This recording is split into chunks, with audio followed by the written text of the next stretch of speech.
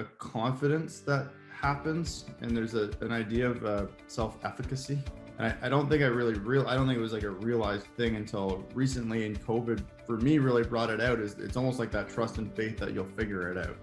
And I think that's been something that through a bunch of other experiences and, let's say, challenges along the way, when you run a marathon, if it's your first marathon, you don't necessarily know that you're going to get to the end of it. You think you probably will, and then maybe you hit some like challenges along the way, but you like cross the finish line.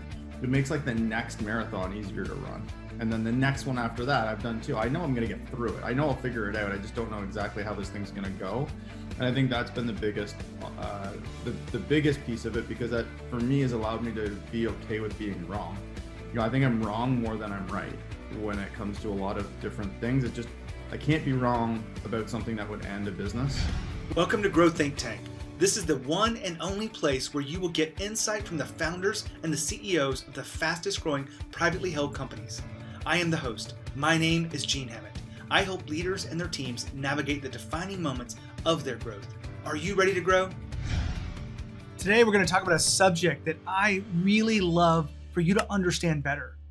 And this is the big idea behind this episode, is if you trusted yourself, then you can overcome any level of challenge or uncertainty.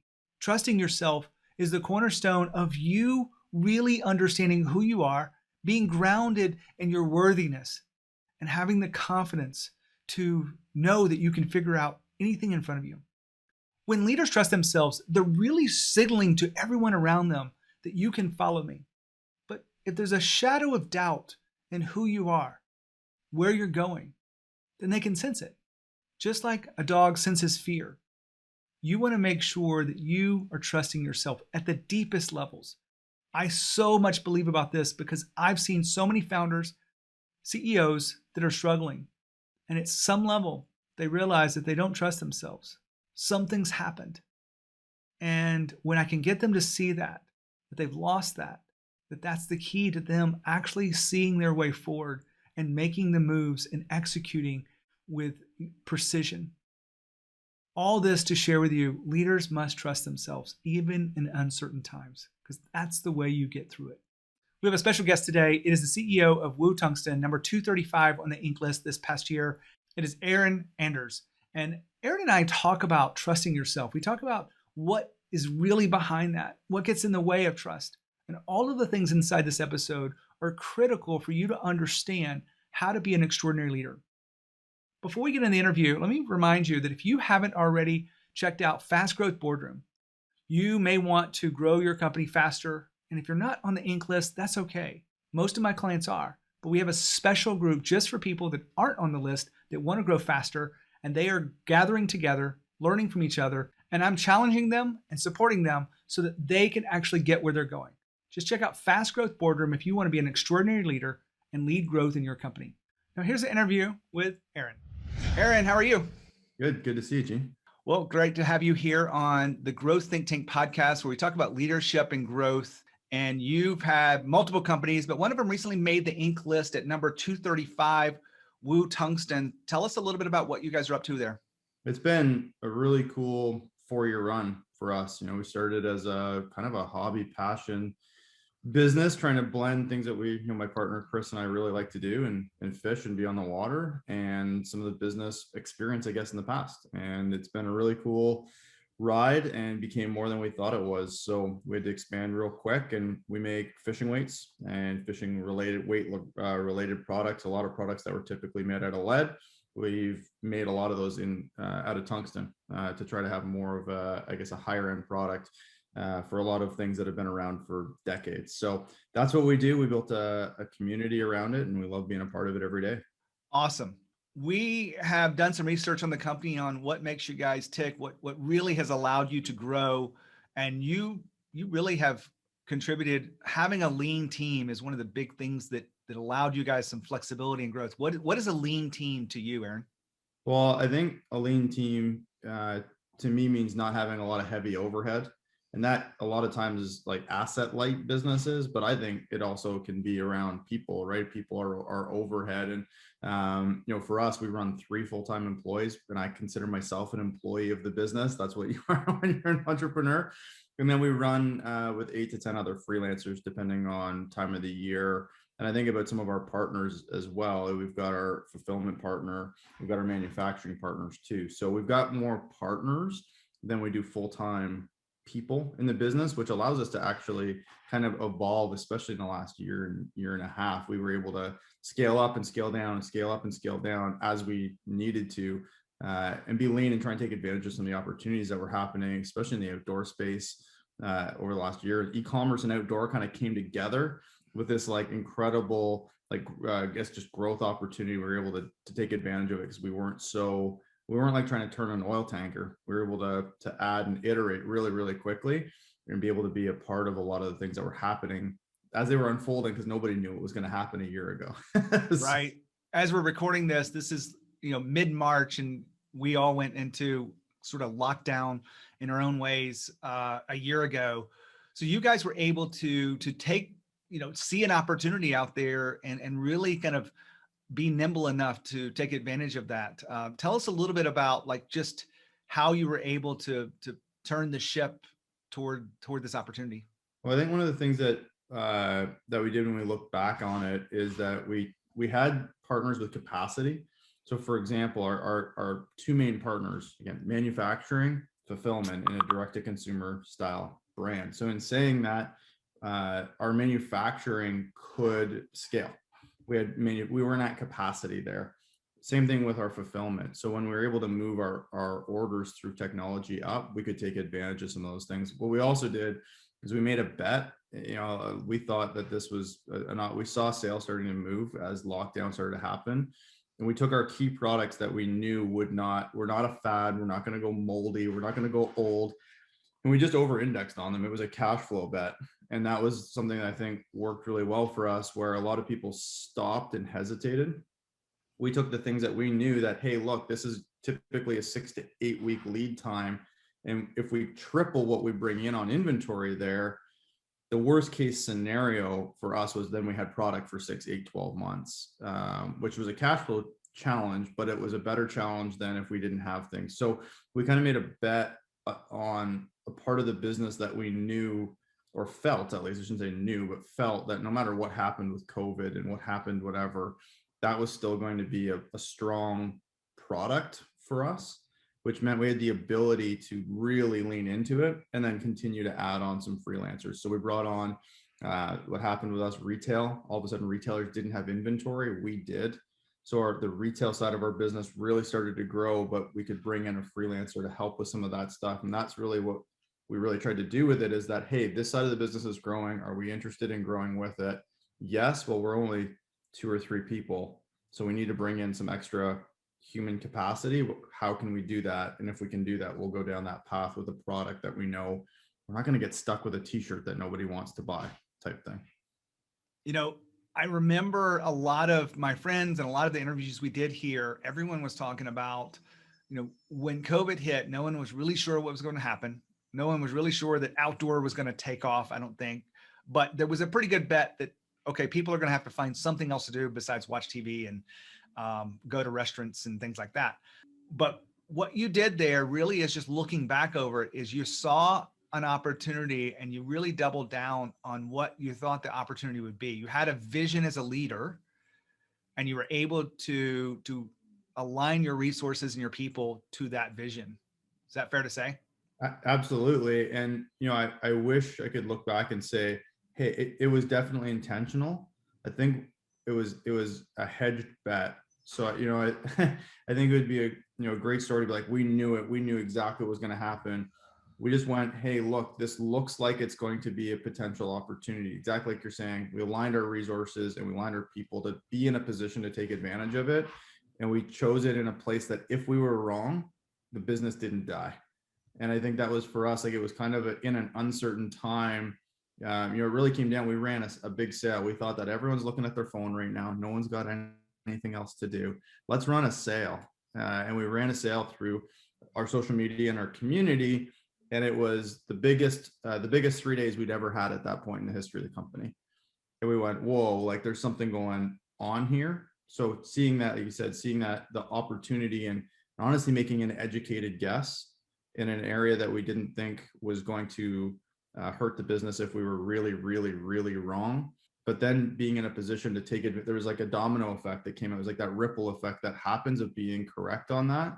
And we were able to continue to bring people on in a fractional way to take advantage of the opportunity without adding significant overhead to the business. Now we'd like to get to that point where we can, but at the same time, I don't know that we have to. So that was really for us what it was. It was iterated. It wasn't line in the sand, written in stone, here we go.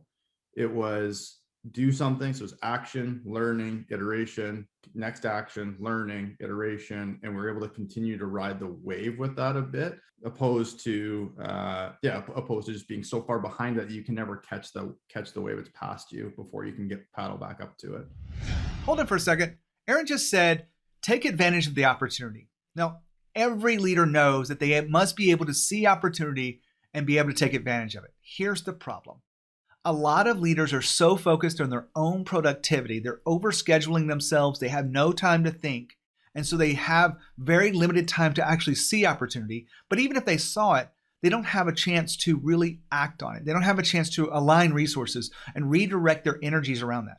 And sometimes they do, but it comes at a cost. You have to, give up your family time. You have to give up your weekends. And this happens from time to time. But I want to give you a different way to look at this. If you're the CEO of a fast-growing company, you want to make sure that you're not overscheduled, that you're not overwhelmed, because you create space to see around the corner, see the future, see the competitive landscape, see the opportunity to innovate. That space within your calendar is so important for you to think, not to do. And when you think about what it takes to really push your business to the next level, you are probably the only one that's taking time to look at the future and time to think. But if you overschedule yourself, you overwhelm yourself with the details, and you focus on productivity and zero inbox and all this other stuff, then you will miss the opportunity and you won't have time even if you see it. I just want to make sure that that's clear, because my job is to help you grow and be the extraordinary leader you could be. Now back to Aaron. Aaron, I appreciate you going through a lot of that story and giving us the context of what happened over the last year. But I want to go even deeper into your mindset as a leader. You've got multiple companies.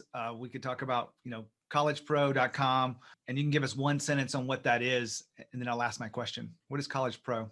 A home servicing company that teaches and trains through an environment of entrepreneurship students to be able to figure out how to get from point A to point B. So we do a lot of window cleaning, home servicing, gutter cleaning, et cetera. And then we've got a student workforce that learns how to manage that and be their own leader with their student teams. That's a great idea. Putting the real spotlight on the leadership mindset that it took for you to build multiple businesses, align people together. What do you think has allowed you the strongest mindset that you needed to be the leader that you are today? I think there's a confidence that happens, and there's an idea of self-efficacy. And I don't think I don't think it was like a realized thing until recently, and COVID for me really brought it out. It's almost like that trust and faith that you'll figure it out. And I think that's been something that through a bunch of other experiences and, let's say, challenges along the way, when you run a marathon if it's your first marathon, you don't necessarily know that you're going to get to the end of it. You think you probably will, and then maybe you hit some like challenges along the way, but you like cross the finish line. It makes like the next marathon easier to run, and then the next one after that I've done too. I know I'm going to get through it. I know I'll figure it out. I just don't know exactly how this thing's going to go. And I think that's been the biggest piece of it, because that for me has allowed me to be okay with being wrong. I think I'm wrong more than I'm right when it comes to a lot of different things. It's just, I can't be wrong about something that would end a business. But for me, I'm not really afraid to go down a pathway, because I have the belief that we'll cross the finish line. Don't know exactly what the whole thing's going to look like. If I'm wrong a little bit along the way, we'll be able to navigate, and it allows me to at least do and take action and try things, and then learn from them and continue. And I think that was one of the biggest things that I saw, biggest things I learned in any business over the last year, was the people that froze and didn't, in uncertainty, and didn't move forward, ended up so far back. And the people that continued and pushed and just had that kind of like faith to go figure it out, and they're going to go, do something, are so much exponentially further ahead. There's the polarity, I guess, right now is significant. Some businesses are gone, and I understand there's situations in industries that didn't have a chance. Yeah. And I think there's a lot of industries that really did have a chance, that when people froze, they missed it. And I think that's a big thing. It's just that the belief that we'll figure it out. We got to keep going. I'll get to the finish line. I don't know if this one's going to be pretty or whatever it's going to be, but we'll get there. So it allows you to take action and move forward, which means you got a chance. There's a couple of things in there, Aaron, I want to put a spotlight on. One of them is decision making. You talked about just trusting yourself, and that, to me, that's the core of decision making, because we don't know what the future will be. We don't know what challenges may come up. And I've even had to remind myself in my journey of 20, 30 years of running businesses and being an executive coach, the power of trusting yourself that it will work out. Do you consciously do this, or was there a turning point that you could take us back to and really trusting yourself? Or is it just something that's kind of stacked on top of each other over time? I'd say it's definitely stacked on top of itself over time. And then I think the last year has been validation of that for me. And I think like that's a really powerful thing. Like they're milestones, they're markers that kind of tell you you're going in the right direction. And a year ago, we're talking about, I was at an event on the 15th of March last year with 100,000 people. Like, to think how quickly everything changed, but then to be able to navigate successfully through that, not easily. So, but navigate successfully is validation. And I think further stacks on the trust and belief. And again, it doesn't mean it's always rainbows everywhere. There's a lot that has to go through it, but just like you said, like, I think it builds on itself. And then to go the validation, I think for me, my biggest challenge that comes as a byproduct of that is it means there's a lot of opportunities that you feel like you could take advantage of, and then making a choice as to whether or not that's something I can do right now without sacrificing or hurting the other things that are ongoing. Because you have this almost belief, like you see something, you're like, well, I know how that would work. I think I could figure that out, or like, I know how to make that a success, but should I? And just because you can doesn't always mean you should. And I think that's almost like the byproduct, I'll say, that I fight a lot of the times, is like trying to innovate or make things, change things too quickly, or try to like really morph things quickly and with too many things going on at the same time, because there's that belief and because you can do it. So that decision making you mentioned, that I think is huge. One of the biggest things in leadership is, where do you spend your time? And then when you're spending your time, are you executing at a high level? And I think that's a really, really big piece that has come for me, that I battle. And when I'm at my best, I make good decisions there. And when I'm not, I don't. But where do I spend my time, based on the belief that that's an opportunity that could be taken advantage of, and then going deep down that path versus wide with a whole bunch of different things. Now, hold on a second more. Aaron just talked about the confidence that he has is stacked on top of each other.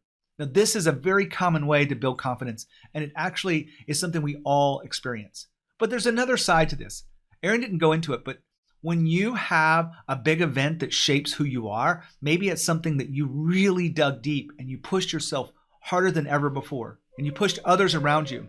That is really important for you to understand, that it doesn't happen just by small steps. Sometimes you can take big leaps.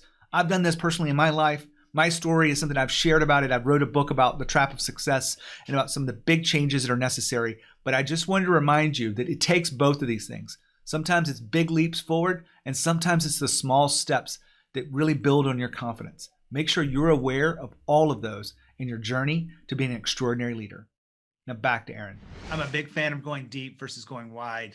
That's one reason why coaching founder CEOs like yourself is what I've committed myself to doing. I do want to ask you about this confidence thing, because I was discussing with an early entrepreneur last night that was, her response was, I'm pretty confident about what I'm doing. This is my own journey. I've went through levels where I thought I was as confident as I needed to be. And then I look back and go, what was I thinking? Like, there's so much more confidence ahead of me.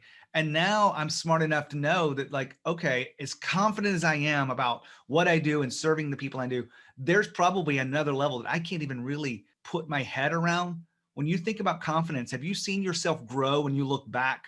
The confidence that's just inside you just gets stronger and stronger and deeper and deeper? I would say yes, and I equate it to almost working out. It's like it's one of those things where you see a kid every day and they're the same height, Yeah. right? Yeah, they grow, and then someone hasn't seen them for a while, and they're like, oh my god, I can't believe how much they've grown, right? Or if you're working out consistently, you still have good days and bad days in working out, but you're constantly getting more fit. That's how the analogy I would bring to it, right? Like I think my confidence, there's days where I'm like, I don't feel like I know what the heck I'm doing. Or there's these things where I'm like, what was I thinking with that? Or you're in a bit of a mess because there's things have just kind of like gone down a bit of a tangent with something, and you lose a bit, your confidence takes a bit of a hit. But to me, I'm almost like, as long as if you've been working out consistently and you take a break or a week off or whatever, you may not be exactly where it was, but there's a trajectory with some of those things. And I think that's where it would be for me. I think I probably have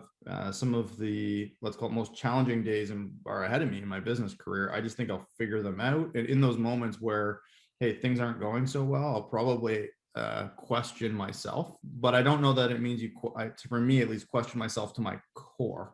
There's like an element of like, hey, like, can I figure this out? But at your core, for me, at my core, like I have that confidence that's firm and strong, but it's not a consistent wake up every day, the world is mine, carry through. There's days where I feel like that for sure. And but at the same time, I think it's like this consistency that goes through experiences that you can stack on top of themselves, that if you're fit, you're fit. If you're confident, you got it. But it doesn't mean that you're necessarily there every day. If you're working out hard, you'll get injured, right? You'll hurt yourself. Like there's some setbacks along the way, but it doesn't mean that you lose the fact that you're a fit person. If you're listening on your phone, if you're at the gym, you're in your car, then we appreciate you being here. So thank you. If you want to make sure you go deeper, become an extraordinary leader, there's some content we put on YouTube that you won't find anywhere else. Just go to genehammett.com/YouTube. You will get all of the trainings and all the insight that you need to be a great leader. One of the things I believe is I'm not going to hold back anything. I'm going to give you everything I can for you to be the leader that you want to be. My hope is that you'll continue to lean in and listen to things. If you have any questions, you'll reach out to me. I'd love to get to know you and help you find exactly what you need to unlock your greatness. Go do that now. Go to genehammett.com/YouTube. I love that analogy. The confidence happens, the consistency of going to the gym. I went to the gym this morning and I had to wrestle myself up to get cleaned up for this interview because I was still sweating. But I go every day, and I think that's confidence. You have to take action. And one little thing that you were saying, I just want to make sure the audience keys in on it, is when there was an opportunity for you to move forward in the business, we could either freeze and sit back and say, let me think about this, or we could take action. And that's just to me, that's confidence and courage kind of working together, saying, you know what, if I take action, I'll probably learn something. Whatever it will be, it'll be a step in the right direction. Is that the way you felt through this big shift that you went through this last year? Yeah, and I think it's a great way to put it. Like, I was talking to my partner recently about a few things that we're working on in the business, and we're like, well, what if we do this? I'm like, well, something's gonna happen, right? Like that was the way we talked about it. Like, well, what if we go do this thing? I'm like, well, something's gonna happen, and a lot of it talking about we sell a product, but we'd love to add some service. I mean, a product business is really challenging with inventory and lead times and cash flow. It's a complicated business versus services. So we're looking at how do we potentially add some content and services and things like that. And like, well, should we go that way or not? Well, what if we do it and it doesn't work? Well, I don't know, something's going to happen. And I think like that's a way to think of it, because no one else is doing it right now. I think that's where it was challenging, is that no one in our industry is doing a lot of those things in that way right now. So you don't have that thing to point to that is a track record of success. And that makes it even tougher, you said, to create action. But somebody's going to go there first. Somebody's going to go play with something like that. And again, I always come back to, like, if we do it and it's a disaster, it's a complete zero, well, our business doesn't end. And I think that's like the thing, there's got to be a good choice, as to what you're doing, and a bit of an educated guess with some of those things. And it can't end the business. But so long as it's not going to end the business, you can kind of do anything, as long as you're doing it thoughtfully and moving forward, because like you said, you're going to learn from it. And if you learn from it and you've taken action, you're going to be further down a path and have more experiences to bump future decisions up against. And if you've got more experiences to bump future decisions up against, your future decisions are better. And then you can continue to move down that kind of that path. So that's how we think about it. And yeah, I think it's action over everything when it comes to trying to grow a business. If you're trying to maintain or sustain, that might be a bit different, I guess. Yeah. I've just never been in a business where the goal was to stay flat. So if the goal is not to stay flat, you've got to take action. Otherwise, there's no option that you're gonna grow unless you win the lottery. Well said, Aaron. I appreciate you being here on Growth Think Tank to talk about some of the inner workings of your own leadership mindset, how you see the world, and that makes us understand what has made your companies grow fast so that we can tune into that. So thank you for being here. 100%. Thanks for having me. Good to see you. I want to wrap up here. I know Aaron's still kind of listening in, but I want to just really help you understand what we just heard. If you are, facing some difficult challenges in your business and you've got to step up as a leader, you want to really learn to trust yourself, really go into the depths of your own confidence so that you can make a decision that allows you to move forward. Even if it's not perfect, you will learn. Taking action will give you insight, will give you a way to move forward. And if you want to surround yourself with other leaders that are doing the same thing, we're building a community that really is about leadership and about really achieving some extraordinary things inside your company. I'd invite you to go check that out. Go to fastgrowthboardroom.com. You can see kind of what we're looking for. It's really founder CEOs and presidents of fast growth companies that want to grow together and want to learn from each other. If you want to check that out, just go to fastgrowthboardroom.com. When you think about growth and you think about leadership, think of Growth Think Tank. As always, lead with courage. We'll see you next time.